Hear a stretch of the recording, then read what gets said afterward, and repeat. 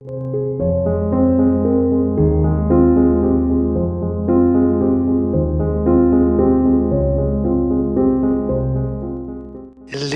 votre lumière briller.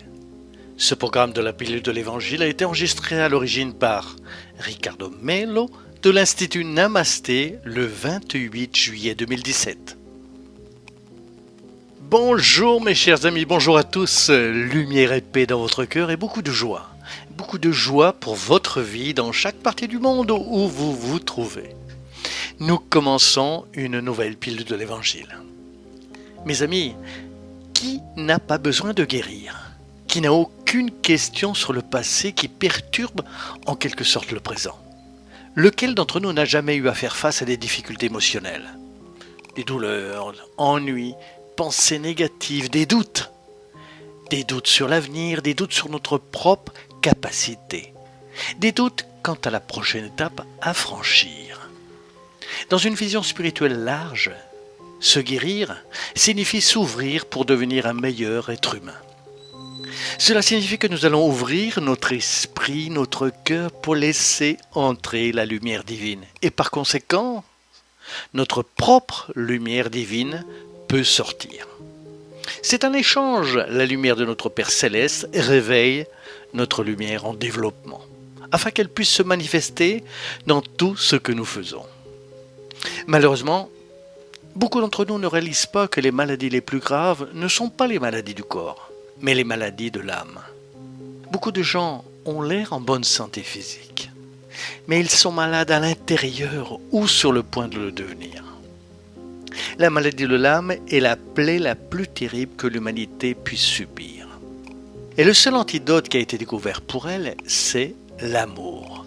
Mais beaucoup de gens pensent que c'est idiot, que c'est insensé. Mais d'idiot, il n'y a rien, absolument rien. Regardez, combien de guerres se produisent, combien de millions de vies disparaissent chaque année. Combien de problèmes de corruption, de très graves problèmes de toutes sortes se posent-ils parce que les égos sont en conflit. Ce sont des âmes malades, des âmes qui veulent être plus grandes que les autres. Ce sont des gens qui veulent imposer leur raison. Ça, c'est un égo malade. Une âme malade. Combien d'âmes malades rentrent chez elles et créent des conflits dans la famille ? Ce sont des personnes, par exemple, qui ont actuellement diverses addictions et souvent détruisent leur famille parce qu'elles sont en train de chercher une voie qu'elles trouvent plus facile.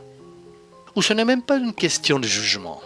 Soudainement, à cause de la difficulté de faire face à d'autres problèmes, ils finissent par se cacher derrière leur dépendance et détruisent leur famille qui s'écroule avec eux. Ne serait-il pas plus simple, ou sinon plus facile, au moins de se souvenir de Dieu ? Cherchez Dieu à chaque instant, cherchez des ressources spirituelles, développez vos propres ressources spirituelles à travers la pratique de la prière, la pratique de l'évangile chez vous, à travers de nobles pratiques.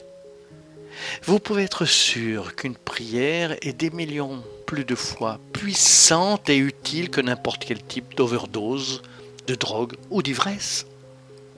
La prière sauve, mais l'alcool tue de nombreuses façons, en excès, dans les accidents de la route, dans les crimes qu'ils commettent, parce que l'âme est malade. Et quand l'âme est en bonne santé, elle cherche Dieu. Mais quand l'âme se déconnecte de Dieu, elle cherche la matière. Cette illusion est le samsara, le flux intense de renaissance à travers les mondes. En sanskrit, il est dit il y a plusieurs siècles et des millénaires en Orient que les illusions de notre esprit nous font penser que nous savons ce qui est bon pour notre vie. Mais en fait, nous ne savons rien. Désolé, nous ne savons rien. Si nous savions ce qui est vraiment bon pour notre vie, notre monde serait régénéré depuis longtemps. L'évangile que Jésus nous a apporté et que les grands leaders spirituels nous offrent au contact de l'harmonie divine nous invite à nous guérir nous-mêmes, à renoncer à cet ancien ego, de cette ancienne manière d'être. Recherchez votre intuition vraiment avec une honnêteté émotionnelle. Demandez-vous, où dois-je guérir aujourd'hui ? Quels sont les problèmes émotionnels que je porte, que je dois libérer maintenant ? Qu'est-ce qui m'empêche d'être heureux en ce moment dans ma vie intérieure ? Peut-être viendront des solutions simples. Soyez prudents, car tout à coup, nous nous attendons à des choses compliquées. Et les choses nécessaires ne sont pas les plus compliquées. Souvent, les solutions sont simples. Peut-être que votre cœur, votre esprit, votre inconscient ou vos amis spirituels autour de vous, vous pouvez choisir le nom que vous souhaitez donner à l'idée suivante. J'ai besoin de m'ouvrir davantage à la vie. J'ai besoin de pardonner plus. Je garde beaucoup de chagrin d'amour du passé. Je pense que je dois sourire davantage, être plus optimiste.